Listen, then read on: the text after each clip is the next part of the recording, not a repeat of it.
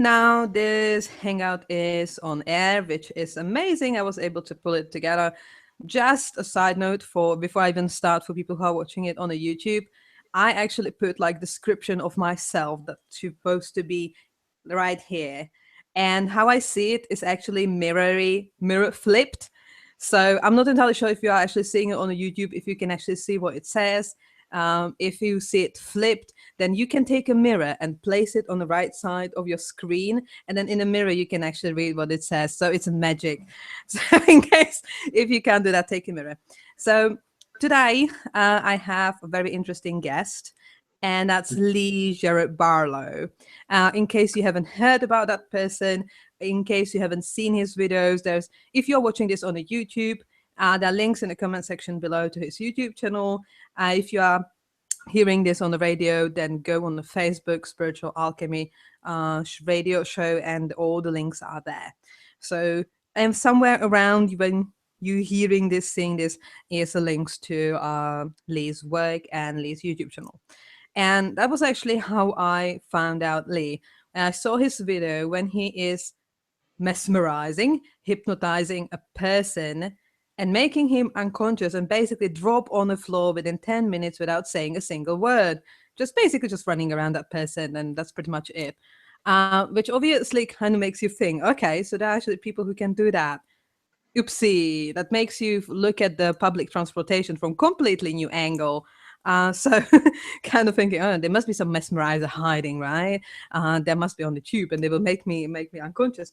But this was very interesting because mesmerism is a form of hypnotherapy that usually, I've noticed from clinical perspective, has to be seen as some sort of like, oh yeah, that was just the beginning. Like, he didn't know what he was doing, and we are very glad that we have him, because otherwise, without him, we wouldn't have this serious method how to do things. That was just pure little child. So that was basically the idea I got, like how actually clinical medical hypnotherapy will see mesmer.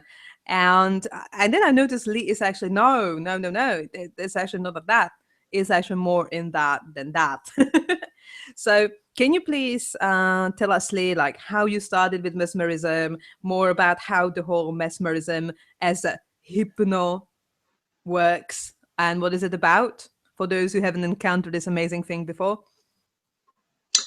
Well, I was first of all always interested in what consciousness itself is, how consciousness interacts with the world we inhabit, the world we perceive, with the body itself.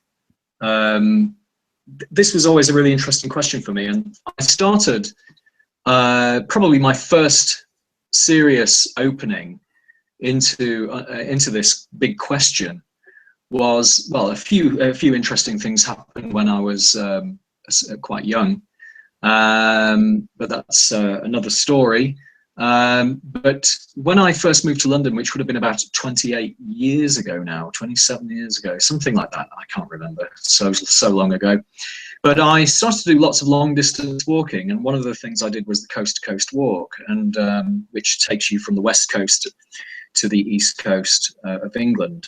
And this takes you over the Lake District Mountains, through a lot of old sacred sites, which I came across by chance along this route. And eventually part of the walk takes you onto a section of the walk called the Like Wake Walk, which for the sort of folk traditions of England is a very, very important walk. In fact, there's a song by the band Pentangle called the Like Wake Walk, which they did. which is written in the Old English, the Old Yorkshire dialect, which is where I'm from, and so on. So it's a highly recommended little ditty for those who want to look that up. But on this particular section of the walk, on the Like Wake Walk, which is very, very interesting, I had one of my most profound opening experiences, which was I came out of a pub late one night in the middle of nowhere, in the middle of these moors, Whinny Moor, the wine red moor, which it symbolically represents the menstruation of the goddess underneath the night stars, the wine red moor, the Winnie Moor.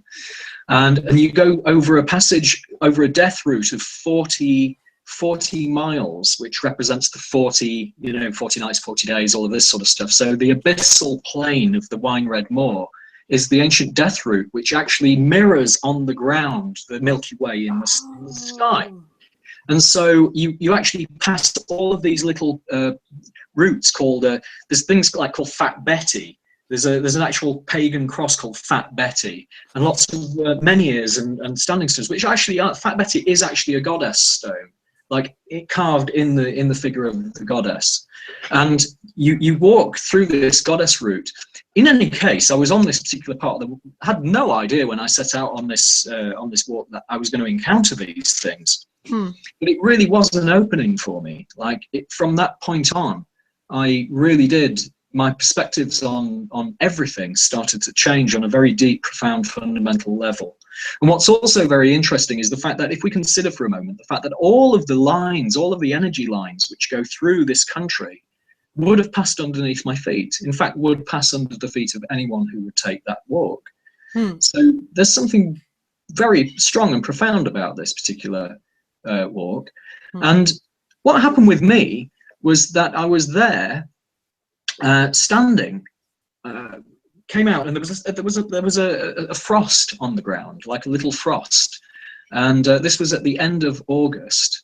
And during this particular point in time, I stood there, felt the frost under my feet, looked up at the sky, and saw, with no light pollution whatsoever, saw the whole array of the Milky Way above my head. And in a moment, in an instant, felt like a plumb line running straight through me, felt the depth of the earth, my energy going down into the center of the earth, felt the entire expanse of the heavens above my head, and felt something passing up and down through my body like a bolt. And I felt the interior of my entire internal energy of my body fixing itself into the earth and fixing itself into the sky simultaneously. And in that instant, in that moment, something happened which I've never been the same since. Let's put it that way.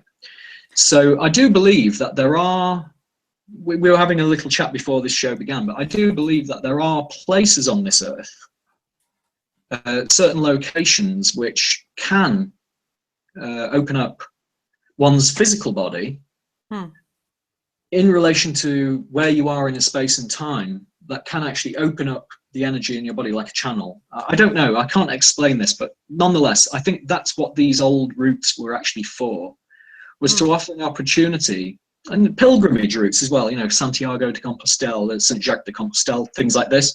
I think they're all there to actually activate, for those who take these walks, to activate something inside. And so even just the mere fact of walking day by day was doing something to me. Never mind this one single event I'm talking about, but just the act of walking every day, my breath, the way that my consciousness was perceiving my body in relation to space and time, the environment. There was something that happened, and something deep and profound and connected occurred. That's actually very interesting. Have you, any time before this happened, have you set up intention of any sort that you want to somehow change your life or pursue your spiritual path further? Because I'd say that was the case for me. I first set up the intention, and then I had experience that was basically identical to yours, just in a different space, different place. And then my spiritual development just took off.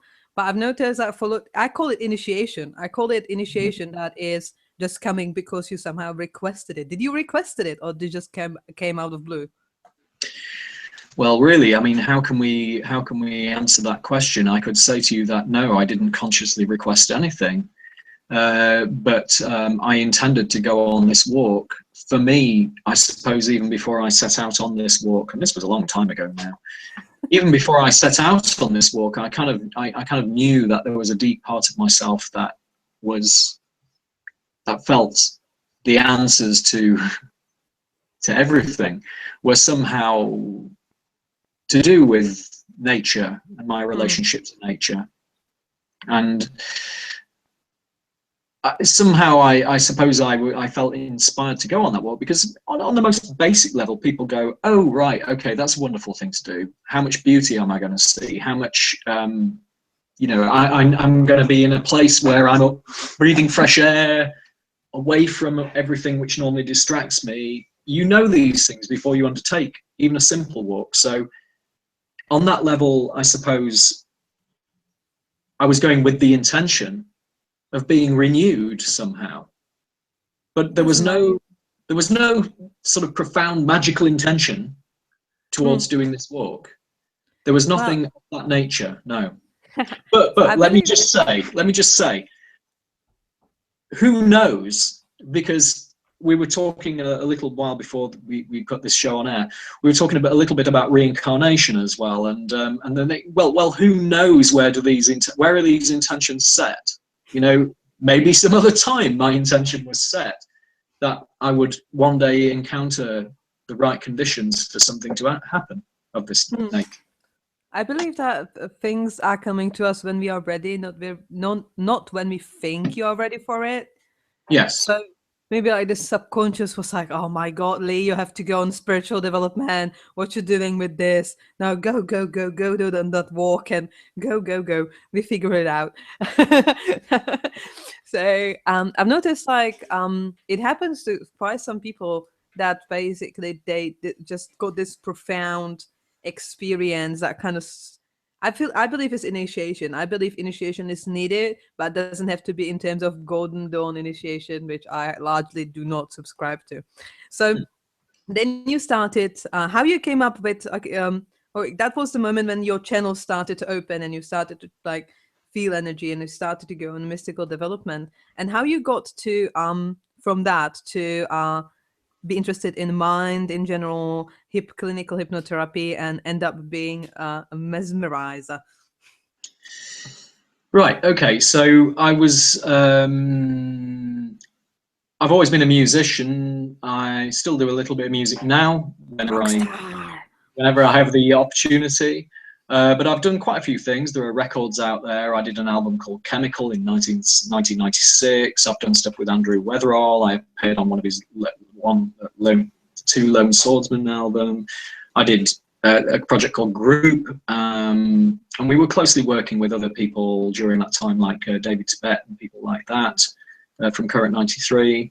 And we were doing lots of stuff, you know, and so there's been lots of bits and pieces. I had the Group, and then I had, that's GROOP. People maybe can look that up on YouTube or whatever.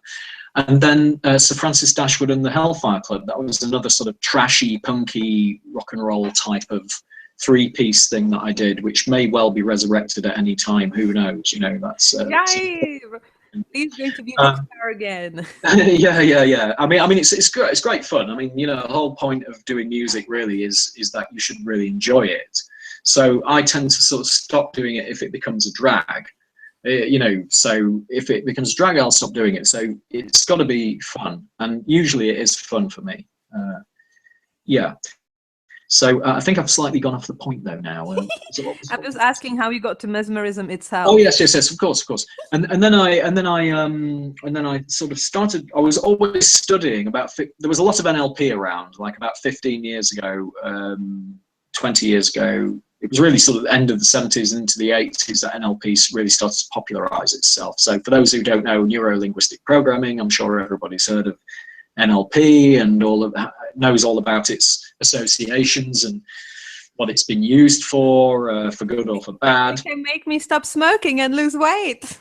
All of this stuff, yes, it can. It can. And I mean, so I seriously studied this stuff, and while I was doing it, I started to become, it's only natural for me because this is the way I work. Whenever I study a specific subject, I start to look what's behind it, and I start going back. And this is precisely why I'm doing what I'm doing now, because I have exactly that tendency. And so I started to look at it, and I thought, okay, so NLP is a hyper-packaged amalgamation of, you know, different therapies, Ericksonian, hypnosis, Virginia Satir, family therapy, that kind of thing. Bits of Gestalt therapy thrown in there. There's all kinds of things that they were picking at and cherry picking all of the best and most powerful essential cores of different types of therapy and hypnotherapy and pulling it together into a packaged version of NLP. And so naturally enough, when I started to look at this, I started to think, well, okay, let me start looking at like the more hypnosis based, the hypnotic stuff, the actual origins of hypnosis. And so I thought, well, okay. I went and studied at a School of Clinical Hypnotherapy in London and studied with them and got more and more familiar with hypnosis itself. And I just want to sort of say that what that did is that it took me back into the stuff that was going on in the continent, in fact, which led me eventually to mesmerism and magnetism, or in its original form, animal magnetism, because mesmerism is named after Franz Anton Mesmer, who was around in the 1700s. And so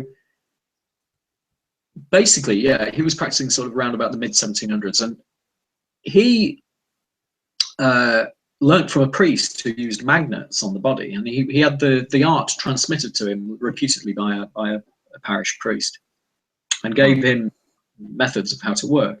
But he dispensed with the magnets altogether because he understood that actually inside the method itself was magnetism works on the polarities which are inherent within the human body itself anyway.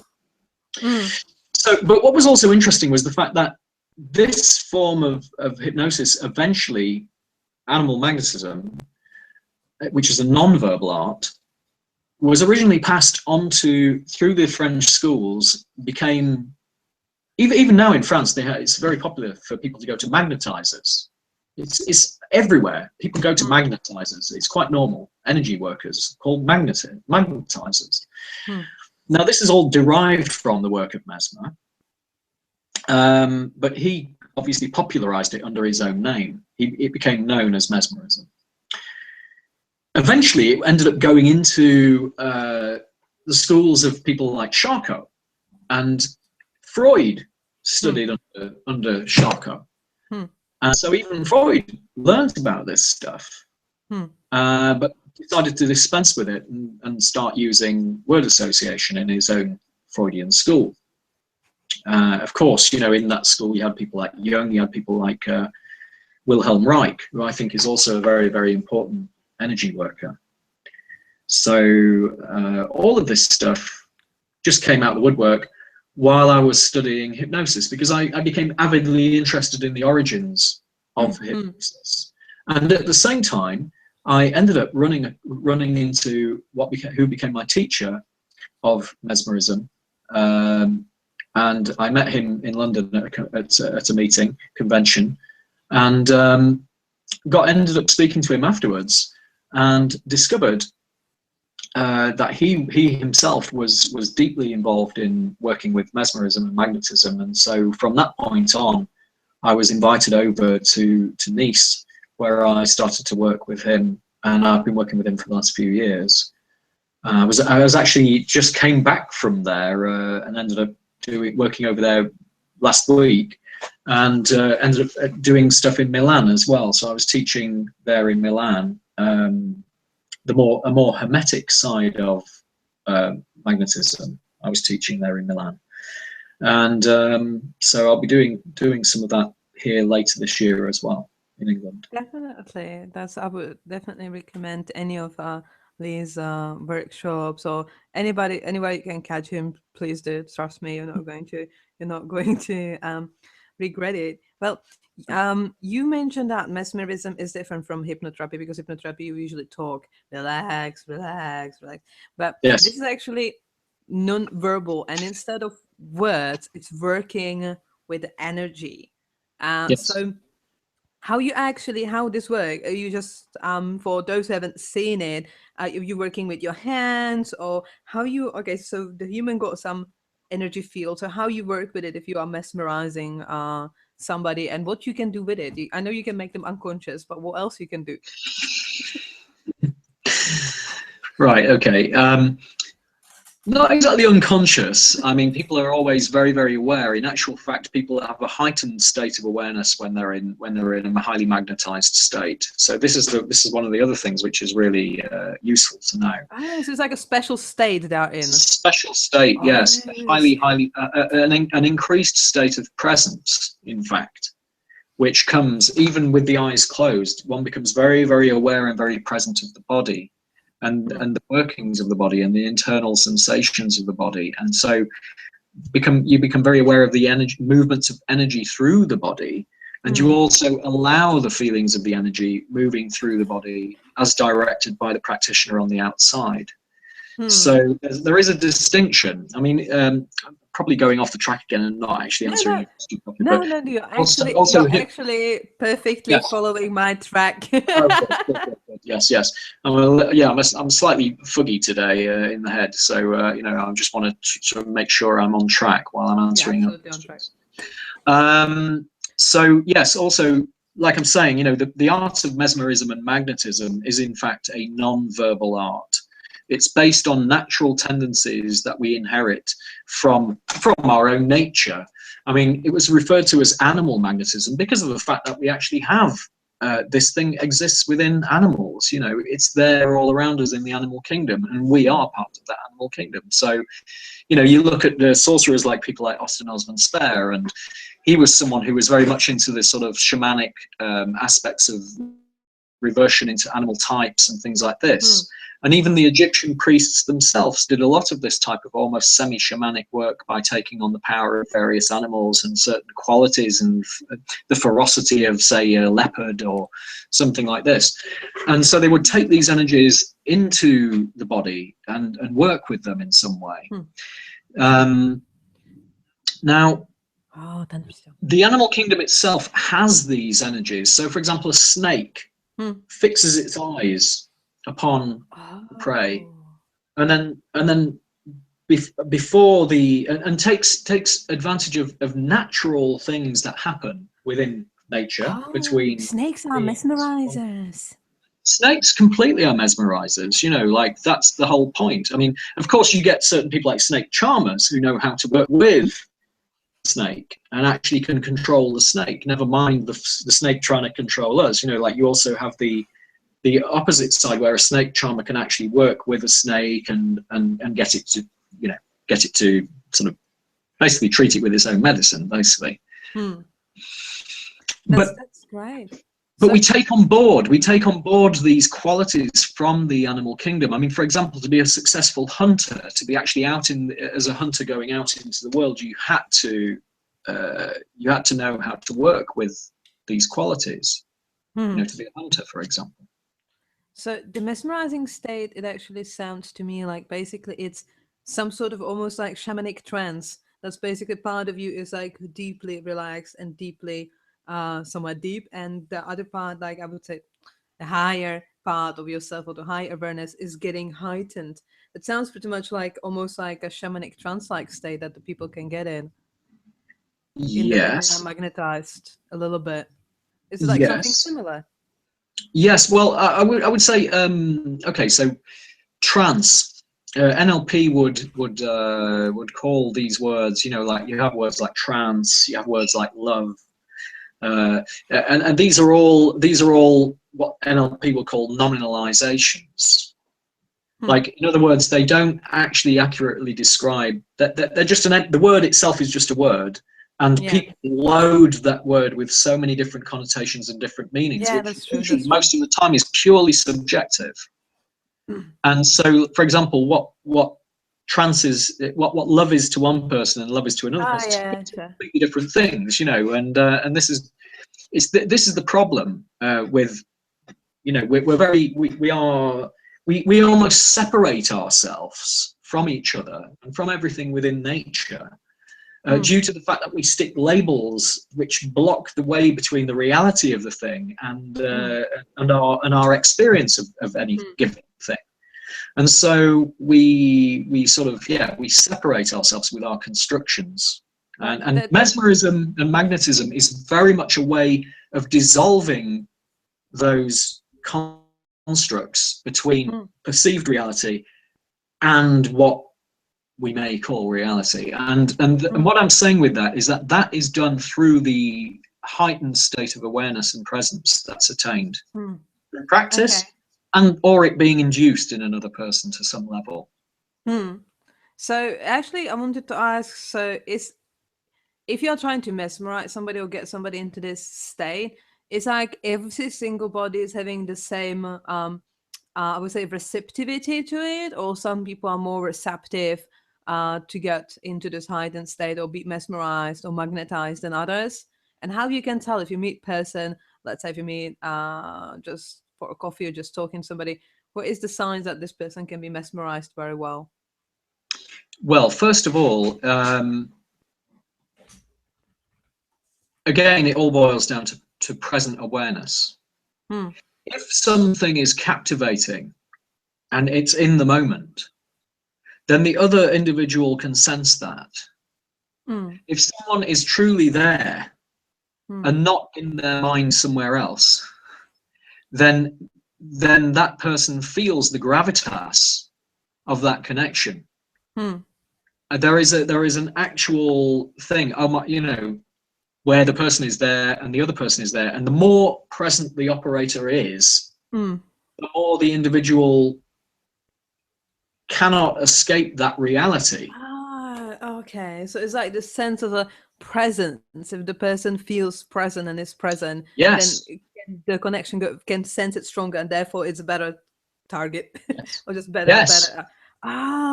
Yes, totally. So in other words, the individual is present to themselves, and the more present to themselves the individual is, the more of almost it's very strange, because the individual who is looking at the person who is very present to themselves might actually almost get the impression on certain moments that everything seems illusory except for the person they're looking at. Actually, you know what? I had that exact impression when I was talking to, because me and Lee, we met on a talk at Fredwell's, and I was like, it's actually very interesting. If you meet Lee, you will realize, and if you are sensitive to energy, it almost feels like the whole room gravitates around Lee, and he's like somewhere in the middle, because the energy is naturally so strong. So is that something that you always had, or is it something that developed with you working with energies and being a magnetizer? I honestly would say that is something that I had to develop.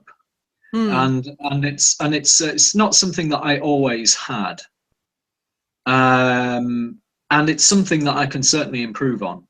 So it's something that I'm not even there in my own mind. I'm not even there. So it's kind of like, basically there is a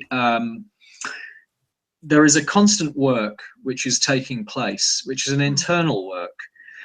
Now, one of the interesting things, let me just explain, like when you're looking at, like, say, for example, the history of hypnosis, and you're looking at people like Milton Erickson. Milton Erickson was a very, very interesting character. He was considered as one of the most powerful contemporary hypnotists that ever existed.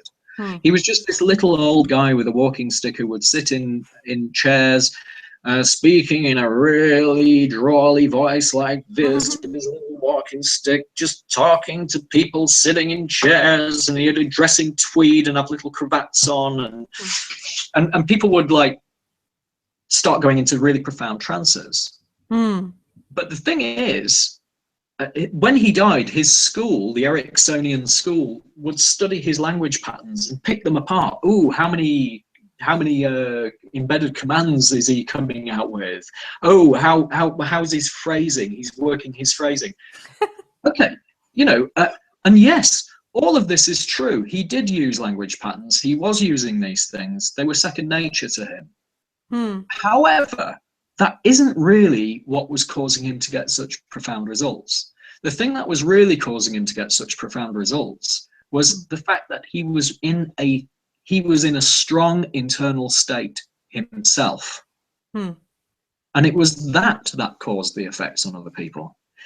The fact that he was in his own consciousness and he was being very present to every movement he made, every word that was coming out of his mouth, every reaction in the other person. All of these things were very heightened for him. And the problem with a lot of hypnotists these days is they put so much emphasis on the verbal art that they even have scripts that they have to reel off in their head, that they have to remember, that they're more concerned with remembering things in their mind than they are about actually really being there, doing the thing they're supposed to do. It's like, even sounds like a stupid idea. Why would you do such a thing? Because they told you in school to do so. Oh my God. Exactly.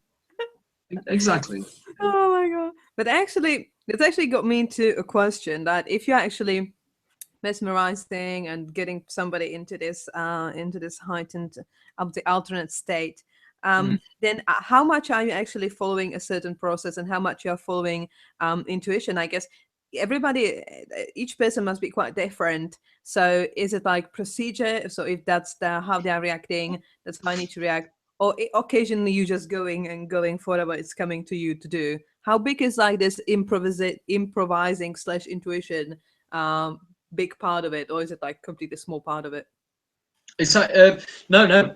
The being in the present, being in the moment, and actually being very aware of all of the reactions that are taking place on an incredibly subtle level is the key. But there are a few things of a technical nature. Well, actually, there's a whole plethora of things of a technical nature. It depends how far one wants to take it.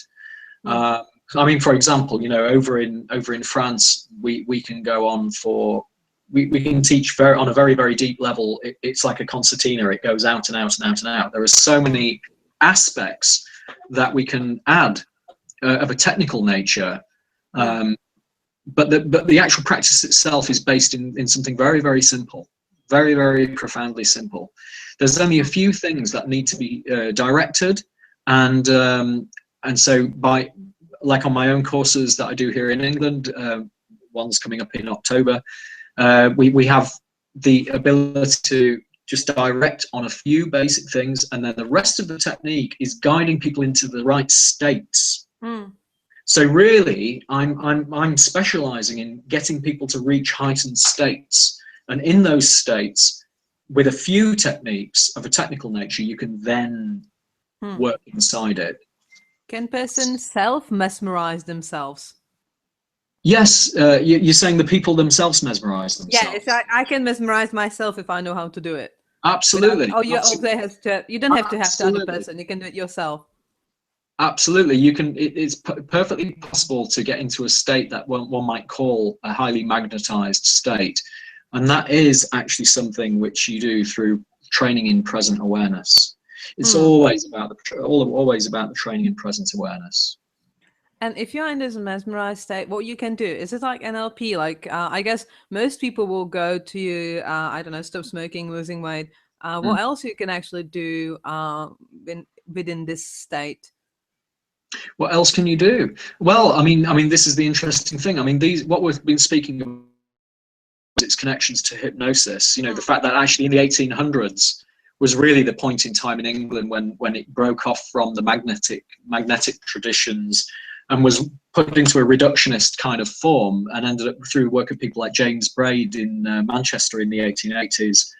He then sort of debunked the original forms of magnetism, and that was sort of laid the foundation in technique for what became the reductionist form of a non-mystical nature, which ended up becoming the forms of hypnosis we now understand today. And so, yes, sorry, did I answer your question? Probably not this time, no. But you actually answered all the questions that I didn't say. But no, it was very interesting what you said. And that basically, the truth is that the hypnosis itself, it's what is alternate state of consciousness, which principles are taken from mystical schools, just just without the fun and without the glamour. Yes. So that's kind of how I understood clinical hypnotherapy too. It's just like the fun stuff without the fun stuff. Um, and I ask you, like, if somebody's in that state, I guess in most cases, if somebody will, I guess, ask you, Lee, make me stop smoking. Lee, make me thin. But what else actually can be done in this state when somebody's okay? So you got somebody into this highly mesmerized, magnetized state, and once they're in it, what can you do? What can you heal? What can you sort out?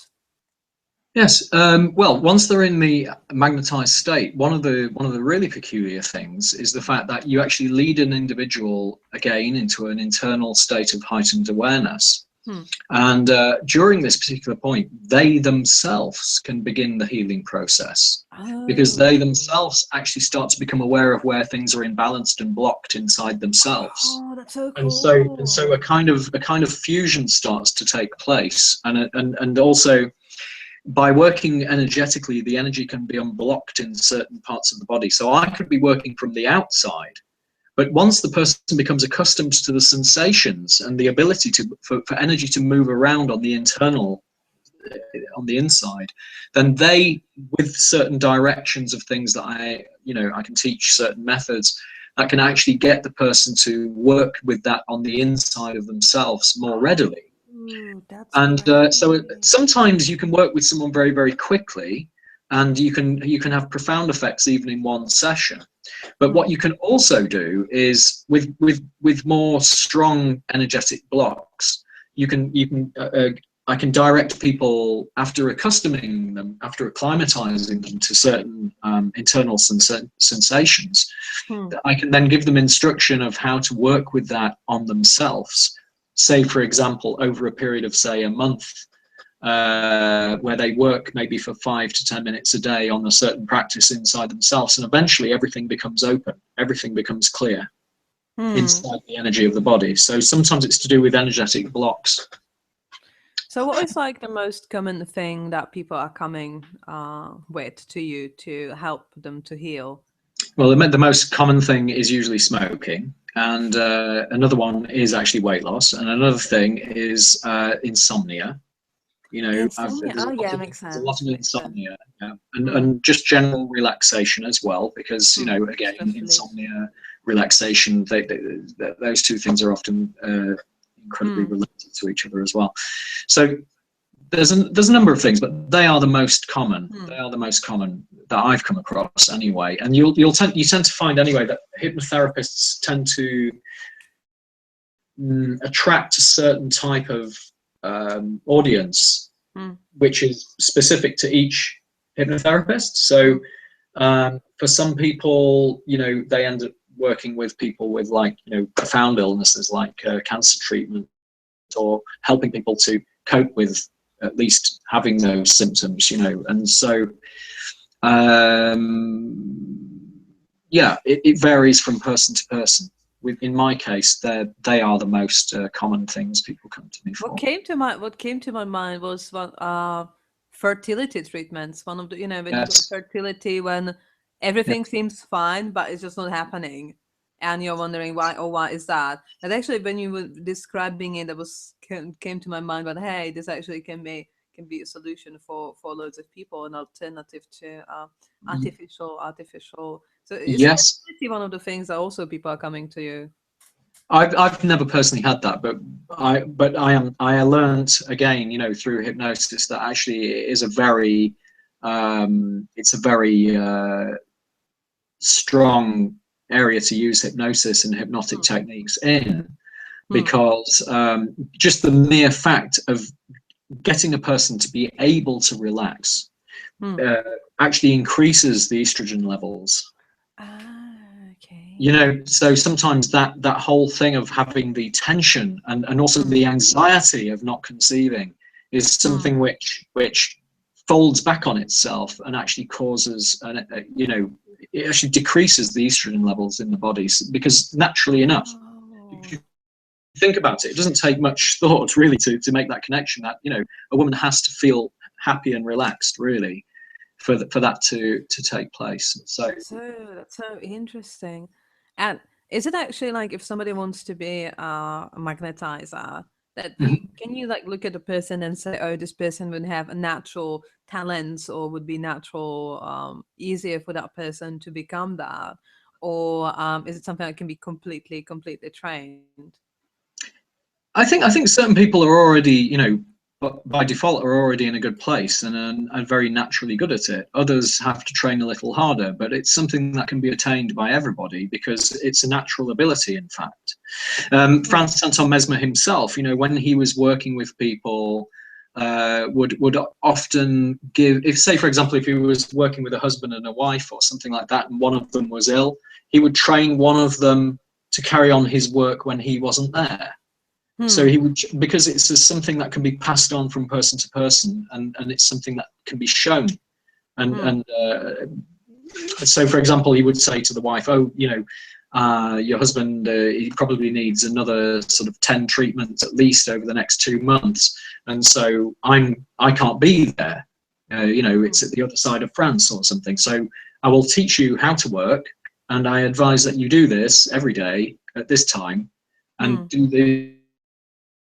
these particular passes over the person, because a lot of it's to do with specific magnetic passes and how you actually work with those magnetic passes. So these are the technical parts I was talking about before.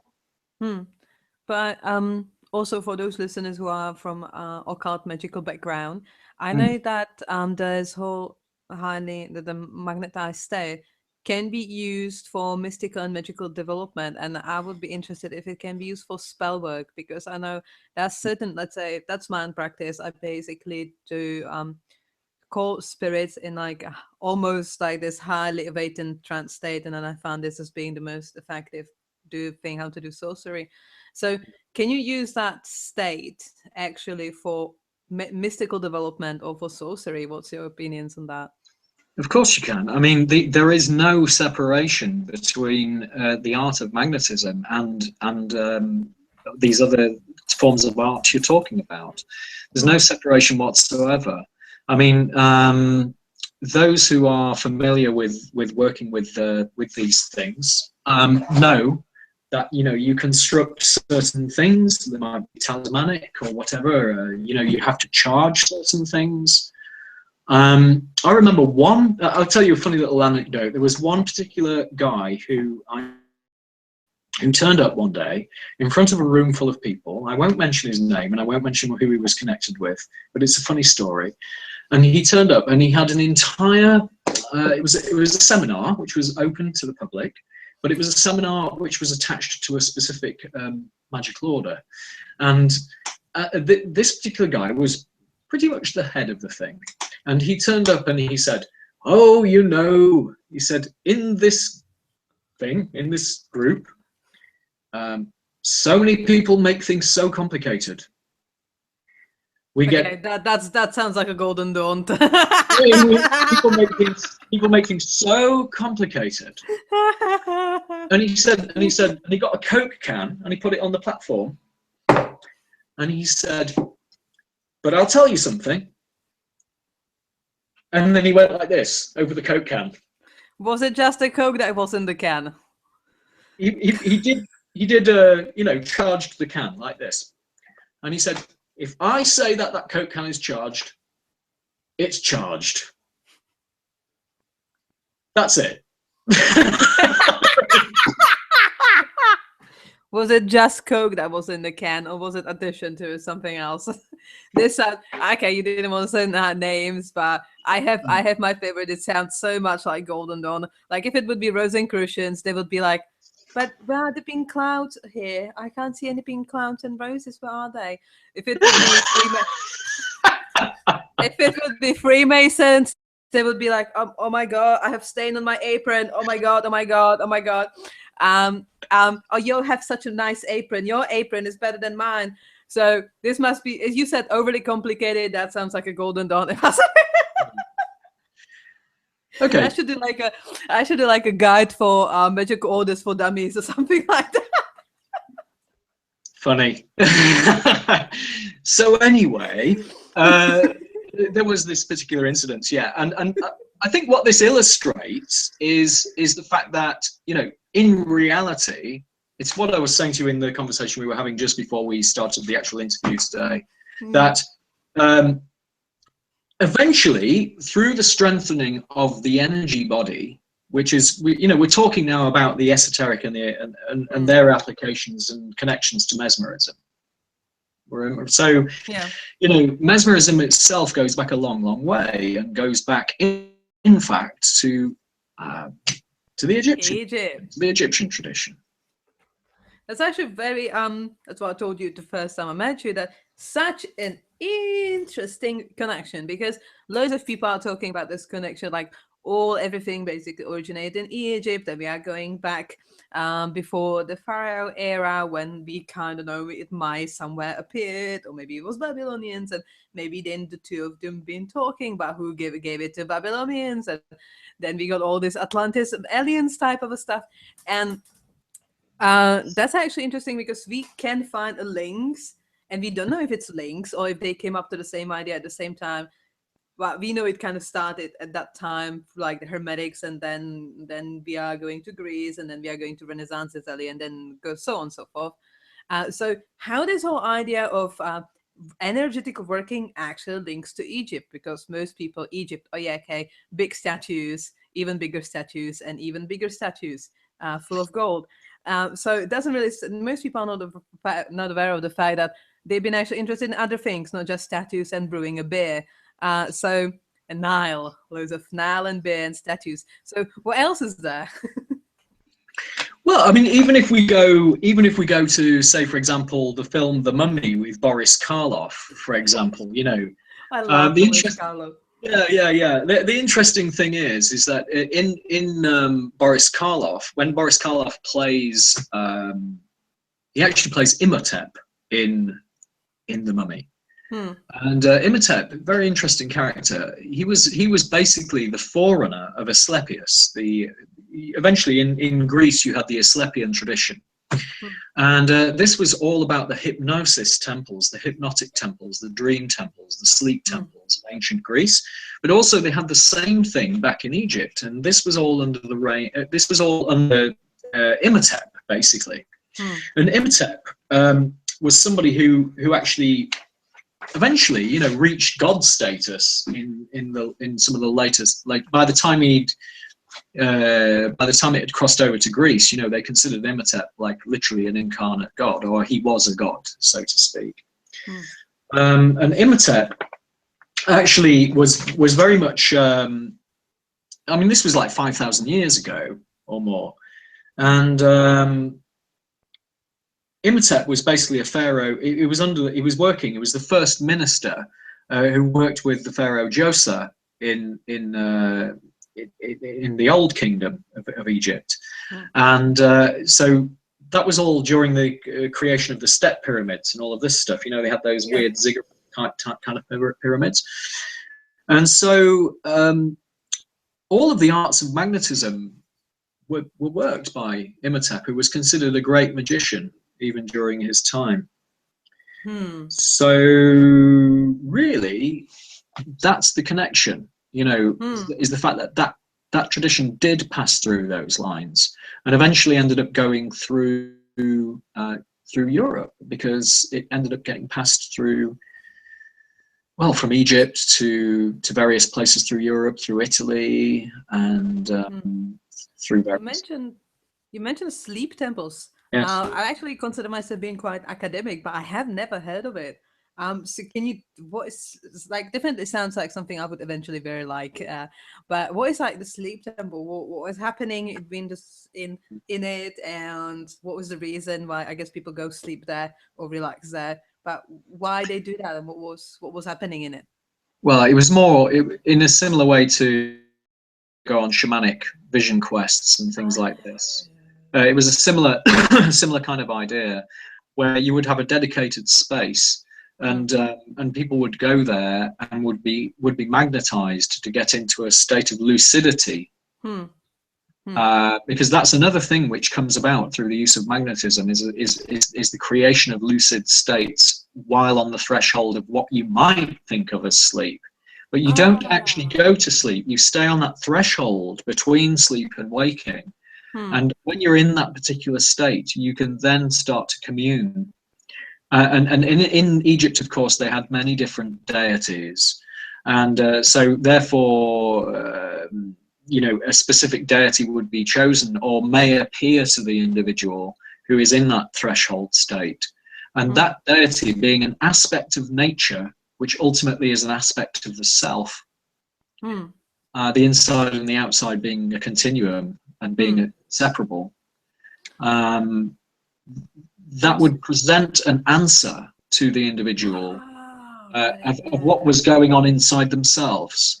Now, magnetism, as I explained before, generally speaking, intuitively, the individual can self-diagnose when in a highly magnetized state and in a state of lucidity, or somnambulism, which is a slightly different type of somnambulism from traditional hypnosis. But in magnetic somnambulism, there is this state of self-diagnosis. This is something that I discovered when I was looking into the works of Charcot and the school of Charcot and people like this. There was this type of work was even going on with them. So if you start adding things like the awareness of different aspects of nature in the form of deities or spirits, then they act as conduits for communication and self-diagnosis, or diagnosis through a medium which represents an aspect of the self or an aspect of nature which can help us. So it's all parallel to shamanism and all of that kind of thing. I say that it's great that how we are connecting the links and the whole different ideas about the energy work and hypnotism, like to shamanism. And it seems like it is indeed this whole idea pervading basically almost all systems, religious, magical, or healing ones. Okay, mostly before the start of the Industrial Revolution, but then it kind of splits, unfortunately. But for some time, short period of time. So that's actually very interesting. That basically you beautifully bridge me to the next question I had it prepared, and that is very popular question. Usually, it's like one of the usual monthly topics of a Facebook occult, which is a very specific type of occult. And they always have it like a topic. I've noticed, like for a month, and everybody argues about it for the whole month without coming to any conclusions. And one of the favorite one is psychological model versus spirits. Does actually spirits and gods physically exist as a separate entities that we can talk to? Or is it just part of our mind just imagining them? Or is it really there or is it not? And then you have those two camps and they're fighting each other past at least 150 years. So what hope that, because you're working with, let's say, this inner energies, but you also mentioned the gods and spirits. So how do you feel? Is it are the spirits real or is it just our imagination? To use the word "just" is a reduction, you know. So it's like how in this infinite universe with all of these infinite possibilities and all of these things that we can't possibly really understand. I mean, science itself changes its mind every 5 minutes, and every single thing that science puts forward as a proposition is, after all, only a theory and is not an actual thing. So you know, we're always changing our equations, and we're always changing our ways of how to measure things in accordance to whether we think another variable is real or not. Like, for example, the introduction of dark matter into the universe. You know, is it that? Oh well, yes. Let's change all the computations around that. And now let's see the universe in a different way. Do they exist? Yes, they do. Let's change it again. Do they not? No, let's change it around again. Did the universe start with the Big Bang? Yes, it did. Oh, well, it started then. Oh, well, what happened before it then? Oh, well, it doesn't matter. Hermetics told you about Big Bang and dark matter ages ago. Like, you need hermetic in every scientific laboratory who will be standing there in the corner and saying, I told ya, I told ya, I told ya, I told ya. Well, I mean, you know, the Emerald Tablet of Hermes Trismegistus, you know. Oh, Emerald Tablets. That's oh. I love my Emerald Tablet. Yes, exactly. I mean, this is the key to it all, and anyone who really studies that has everything they need, and everything. For example, I mean, look, we're talking about like quantum science. Let's start talking a little bit about quantum, because like I didn't actually answer your question, but basically what I'm saying is that actually it doesn't matter. It doesn't matter that to prove whether something is it a real thing or is it not a real thing. I mean, are we real or are we not real? Like, is this physical body an actual real thing or is it not? Okay, well, if we look at it in a certain way, it is real, and it is totally real. It would be very stupid of us to act as if it isn't real and try and walk through a brick wall at high speed, because we're going to suffer the consequences of traveling very hard against a brick wall. I'm pretty sure most of us won't make it through the wall unharmed. So what I'm saying is there are laws. There appear to be laws which we have to inhabit and which we are impelled to inhabit. Some very courageous individuals who really go the whole way try to break these laws and so on and so forth. But all of the ideas of quantum, if we look at quantum though, let's start looking at quantum for a moment. And we get things like Schrodinger's cat and and all of this sort of stuff. But basically, I just want to bring to people's attention the fact that all of the work of quantum science was directly influenced through a chain. I'll just explain this little chain to you, because originally you had, back in like 1541, you had Paracelsus.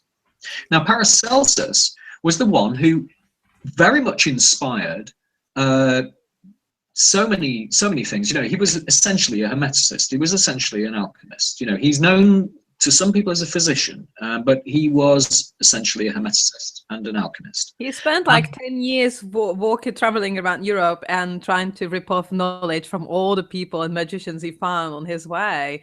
And he said that, do not know exactly, like he definitely was talking, he was talking to mystics and magicians and all sorts of things. So and then he magically came up, and then after that he would go all the amazing discoveries and stuff. I like him, but I think like his work was definitely occult based. It was hermetic knowledge based. Like how much of it was his idea and how much it was somebody else's idea who he encountered in a Siberian hut somewhere.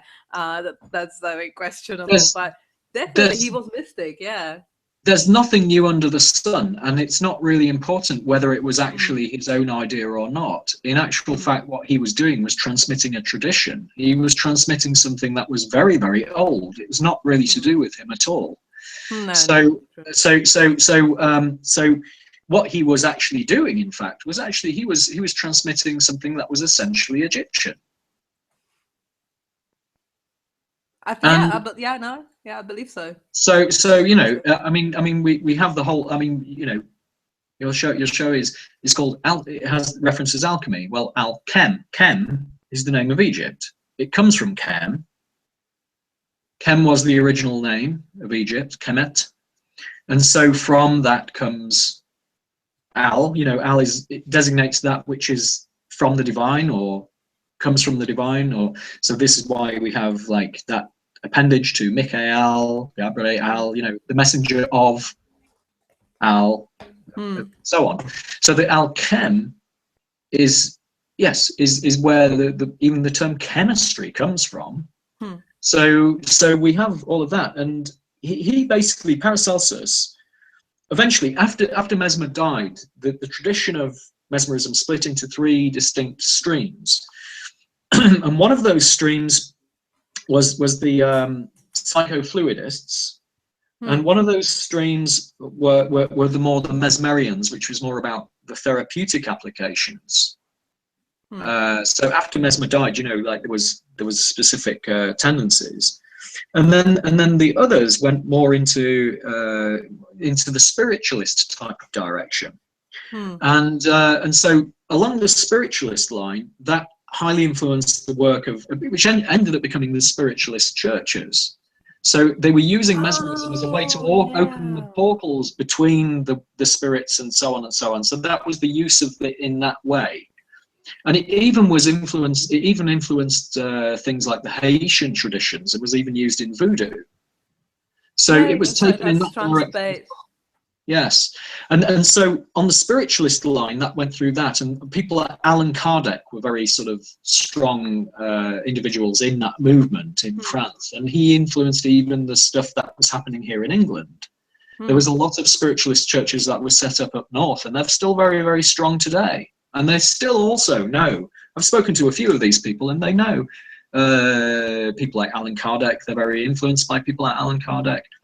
And then we've got the more dry stream, which ended up becoming ordinary therapeutic hypnosis. You know, that's the one that went through Braid and it got closed down, ended up being turned into something very, you know, reductionist. But the bit that I'm trying to say to you now, which is the most important and most, in my opinion, the most important, the most interesting, is the stream which went through the psychofluidists, which was through Puisiger, who Baron Puisiger, who was followed Mesmer after Mesmer, and he was very much about the use of the will. So if you look at the spiritualist side, it's very much about opening oneself up, becoming a vessel and a conduit. Whereas Puisiger was much more about the imposition of the will, the process of the will, the use of the will toward things. So, you know, I was talking to you about, did I say this on the interview, or we were talking a little bit just before this interview about setting off the device? Yeah, we talked about it before you didn't tell that before. Okay. So Yes, you have to retell the story. Yes. So this ties into what I was telling you previously before we started going online on air, about the idea of setting off things by the sheer force of will alone. You know, so this is the body itself is just a symbol of how we direct energy. Once you get to a certain level of working and you work this on the internal states, which is what the training is all about, you know, the internal training that I'm talking about, that I help people with. That particular training is something where heightened states of vibration within the self actually, in a sense, increase the energy body. Eventually, the energy body doesn't even need the symbol of the body anymore. You know, if I hold my hands out and do this, I use this as an external symbol of where I'm directing energy from, and it really works. It's an actual thing. But without this, I can still create that and direct it towards something. Yeah, because like it's true, like for most magical purposes, you are still even energetically using your hands, because your hands are made, like they're physically made for you doing your, I would say, like conducting your will. You want to lift that, so you still even energetically using the same. Yes. Using the same object. And this is why the hands are so important in dream yoga. So, for example, you have things like, you know, Carlos Castaneda teaching people how to go into lucid dreaming through the use of their hands. So it's the whole thing of like first imagine hand, right, in your dream. Yes. Yeah. Because the hand is the symbol of the will. Because the hands are the things that we have to create things, to pick things up, to do things, to carve things, to mold things. We use our hands. So the hands are the ultimate symbol of the creative will. It's funny how they're even almost pentagrammic. True. You know, it's like we can kind of, but that's the whole thing. They are the symbol of will, and so they have the 5. They are made of 5 and 5. You know, so it's all 5s. And so anyway, what I wanted to say before I forget is that Puisiger was very much about this direction and will, using the force of will to direct energy in magnetism. So Puisiger's school was much more about that. And then what happened after that is, through the writings of Puisiger, Baron Puisiger, which he wrote some really interesting stuff, by the way, he ended up very much becoming an influence over certain things that were happening in mystical schools in Germany, for example. So he then went on to influence the works of Hegel, Schelling, Fichte, and most importantly, he influenced the work of Schopenhauer. Now, Schopenhauer, as a philosopher, ended up writing a book where there was a chapter inside called On the Will in Nature. Well, the book was called On the Will in Nature by Schopenhauer. And inside this book by Schopenhauer, there was an actual chapter all about animal magnetism and its effects on the natural world through the force of will. And so Schopenhauer was basically getting really, really interested in the philosophy of Puisiger, and Puisiger was really taking his ideas from all of, if you go back and you look at Schopenhauer's work, and then you look at Puisiger's work, and then you go back again and you look at the works of Paracelsus, you can see philosophically this entire complete stream of knowledge, which actually is completely and utterly saying the same thing. Now, as soon as Schopenhauer then put his works out on the will in nature and on animal magnetism in nature, this book became a massive point of interest for people like Niels Bohr and Schrödinger himself. So Schrödinger and Niels Bohr were taking influence and reading Schopenhauer. Ah, with the name Schrödinger, the plot starts to thicken. Precisely. So when all of this started to happen, this is the cutting edge of what actually started to influence all of the research into quantum physics. So this was directly the questions and the theories which were being raised by these philosophers were precisely the key that created the birth of the exploration of quantum physics. So, and this is all due to the fact that Paracelsus was saying the same thing. So when Paracelsus talks about certain universal agents, when Paracelsus talks about all of this, he's saying the same thing that Mesmer said about the magnetic fluid or the fluidum and the transmitting force between matter and energy, and how one thing connects with another thing through a continuity or continuum of energy, which is a flow which permeates the whole of creation. The fact that we are living in a world where everything seems so separate, and that we regard ourselves as being separate from other things, is in my opinion the very thing that causes the ills of the world. The fact that we feel ourselves to be separate, and also a lot of the problems we're experiencing in the world in terms of the pollution that we're creating, the environmental problems we're creating, is again a direct result of our sense of separateness from the world that we live within. Yeah. If we didn't feel it was separate, we wouldn't do that to the world. But I absolutely resonate with you. That was exactly my thoughts too. I got this idea that we naturally, as a humans, what we crave the most our whole life, it's basically being reconnected with being in the divine state of unity, because we crave the most the things that are basically special for that state. What we count power. If you are divine, you can do what the hell you want. We crave love. What is love? It's a feeling of unity. Again, we want to go back to divinity. We just don't know what it is. We crave love and power, security, all eternity, living eternally. We just want to go back to where we came from. And we are trying to search for it in the world around, not knowing that it's actually not outside, it's inside. You just need to somehow get out of the way so it can flow within us. Yes. But it is funny. Then okay, so you want something your whole life, which you're going to get after you die naturally, but then you spend your whole life looking for it where it is not, fearing death, which is ultimately how you're going to get it back finally in the whole full form. So for me, it doesn't make much of a sense. But I guess even on this planet, we can get the good bits of it if we go all the way and stop pretending that we are disconnected.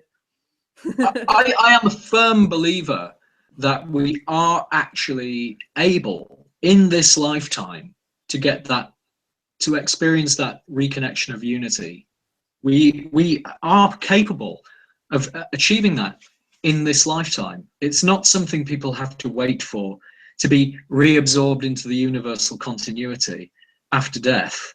It's something which can happen in this life. I think it can. I think that's the hermetic idea of the Hermes Trismegistus. I assume that's like the human evolved and developed to the state when he is complete, like perfect reflection of divine, but still in a human body, therefore representing two sides of divinity, which is the divine mind and also in divine matter, like the material world, and the human is like the combination of the two of them together.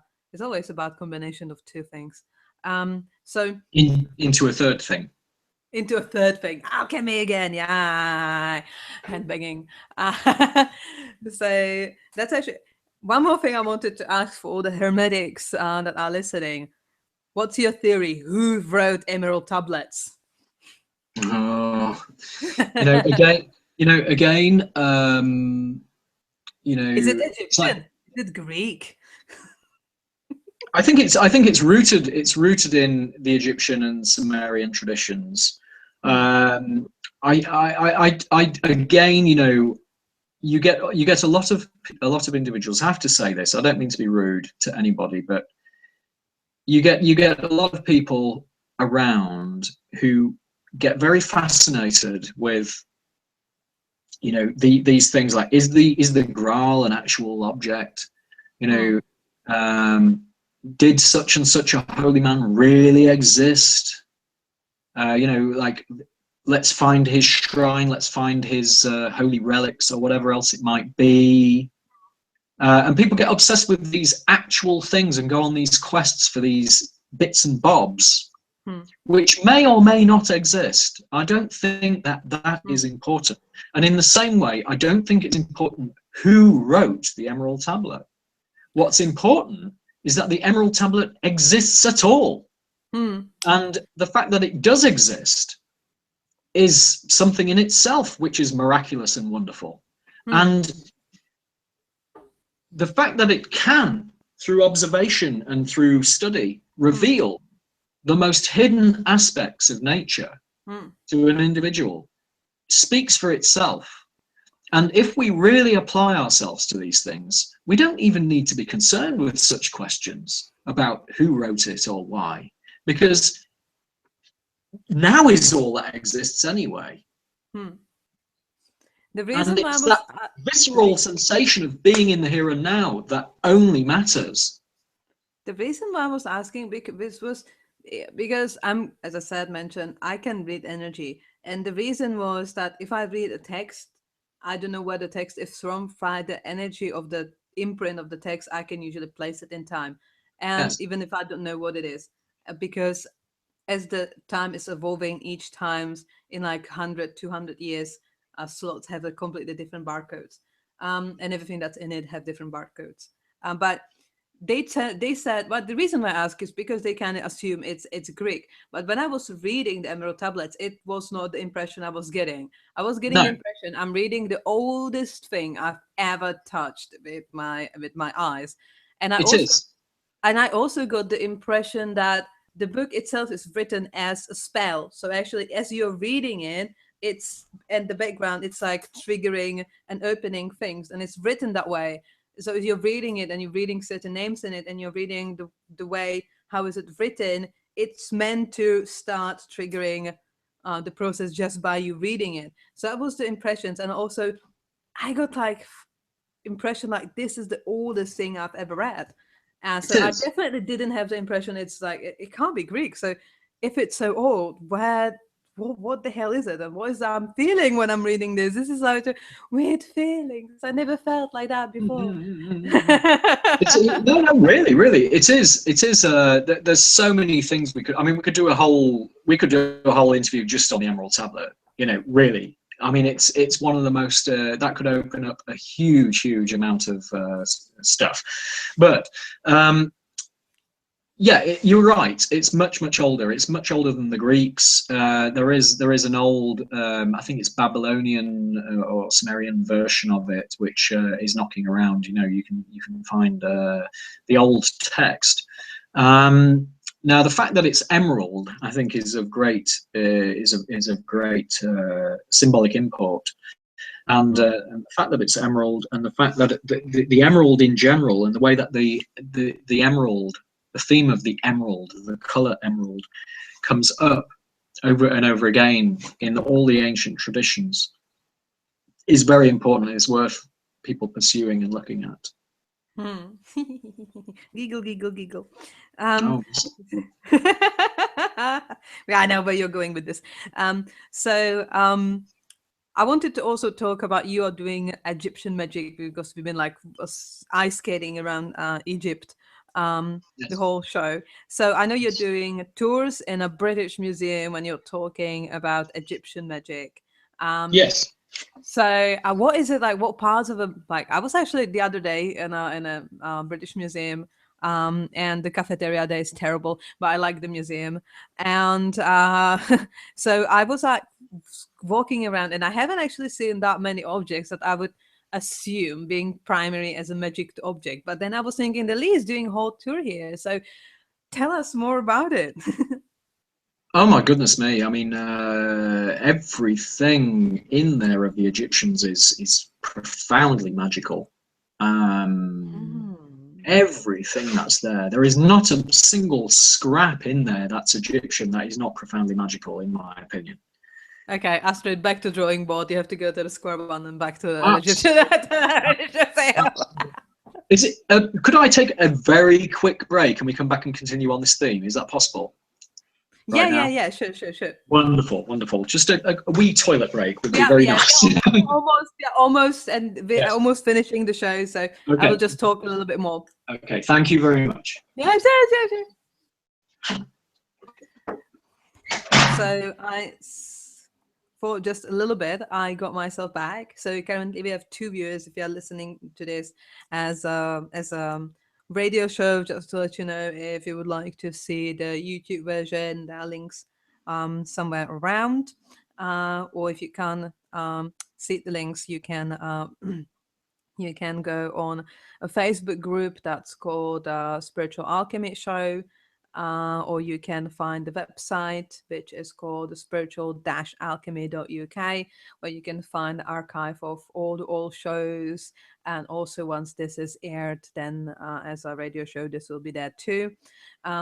Also, what you can do if you would like to see, as I said, the YouTube version of this, when you can actually see me and see Lee, then what you have to do is go on the YouTube and look for channel that's called Spiritual Alchemy, where you can find my tarot readings and also the YouTube visual version of this show. Also, all around you are going to find all the links to Lee's talks, Lee's workshop, which I highly recommend. He's a lot abroad, but if he is around, then, or if you're anywhere in Europe, you might possibly catch him in your nearest country at some point soon, because he travels a lot. So I was just inviting people for your workshops and for your Egyptian magic tours. Yes. That you have. So if you can tell us like what you actually what you do, like about your workshops, and about first the Egyptian magic tours that you're doing in a British museum. Yes, right.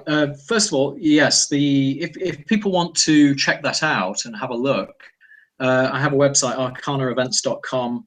There, I think, as you just explained, I usually do weekly tours there. The dates are usually available. The dates I can do are usually available on the site, and you can check with that. And if as long as I'm in the country and not teaching elsewhere, I'm usually available for that. So yes, as for the Egyptian tour, and the other thing I'm doing is my on the 28th, 29th and 30th of October, I have my next magnetism and mesmerism course over 3 days in Guildford, just outside London. And it's very, very nice. It's a very beautiful, stately home, and people have been very happy with the courses that I've done there. They love the venue. The whole thing's very lovely and nice. And the next most immediate thing that I've got coming up is in Rome on the 18th and 19th of June. Is that can't that be right? 8th. Anyway, it's in June in Rome. It's coming up soon. It's in about 10 days or something. And that's part of a sort of international hypnosis congress or something. Oh, yeah, I've heard about that.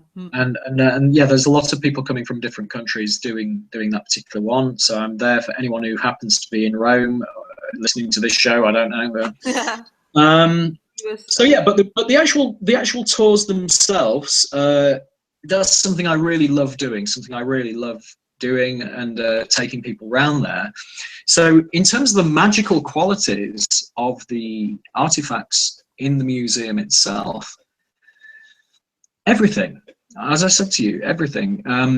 I take people, it is a form of an initiatory process. When a person chooses to come on tour at the British Museum with me, they don't just come on any old tour. I'm not in the slightest bit interested in what particular king or queen it is that's sitting there being depicted sitting in the throne. It's more the specific deity that he or she was actually embodying in their lifetime, and it's the study of that, and it's the study of how all of the elements of the mythology of Egypt explain certain processes of a magical nature, which are aspects of our own journey through life, and the way that, more importantly, the fact that we perceive that the Egyptians were obsessed with death, when in actual fact they were using, in my opinion, they were using the metaphors of the transmutations between the pylons of different stages of development beyond death as a reflection of what we actually experience in our own lives. And ultimately, as the Book of the Dead was originally called in the true tongue, the Book of Coming Forth by Day. Well, of course, on one level, the Coming Forth by Day is the ultimate entry into the field of reeds, into their version of the immortal realm. However, if one really studies it, really thinks about it, then the entry into one's present existence in the present moment is also the same journey that one has to go through to reach this conclusion that one is actually really here. And when you can reach that point, you've truly come forth by day. So it's a very peculiar thing. I know few people will hear what I've just said and may find that very bizarre, what I've just said. But in actual fact, it's the key. Illumination.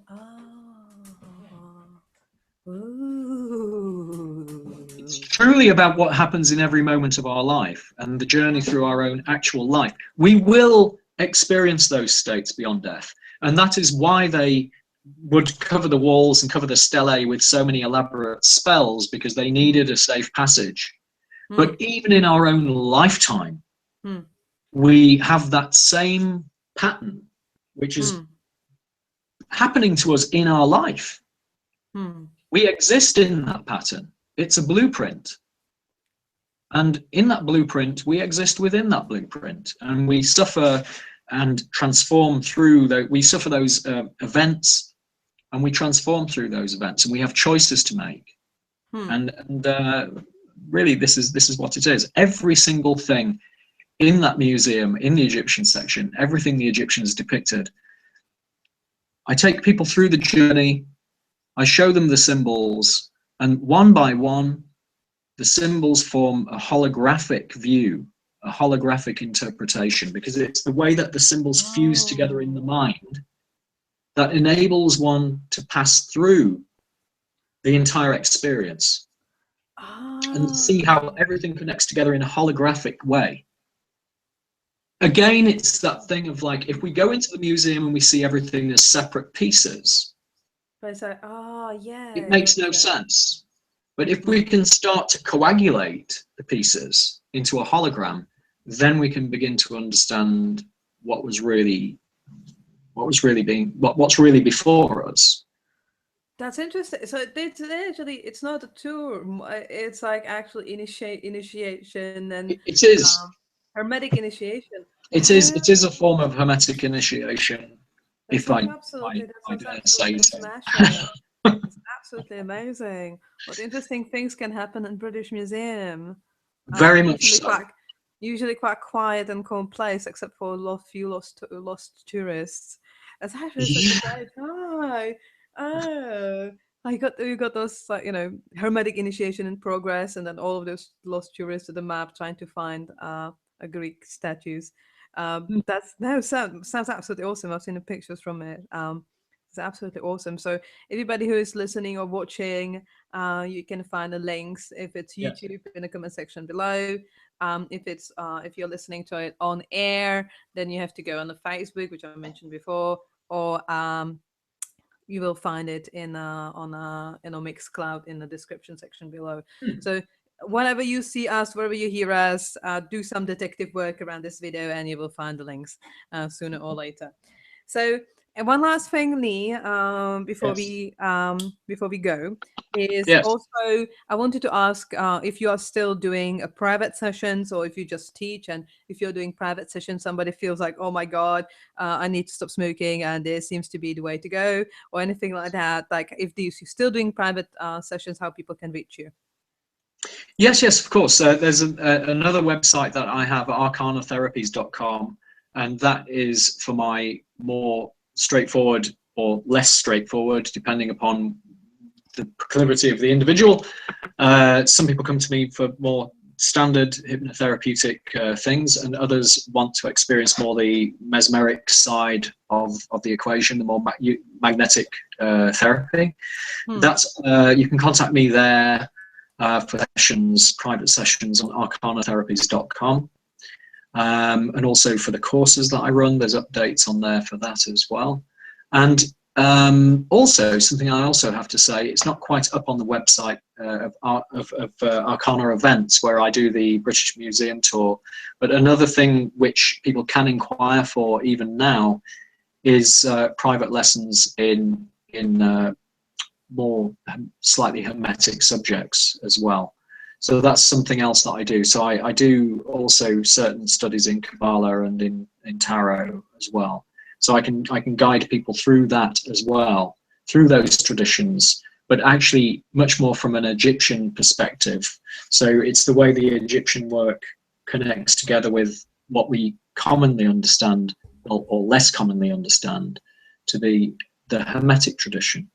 So, okay, there's lots of books out there. There's tarot packs out there.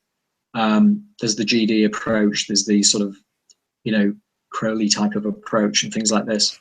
But I'm looking at it and showing how it connects with the Egyptian tradition on a very, very deep level.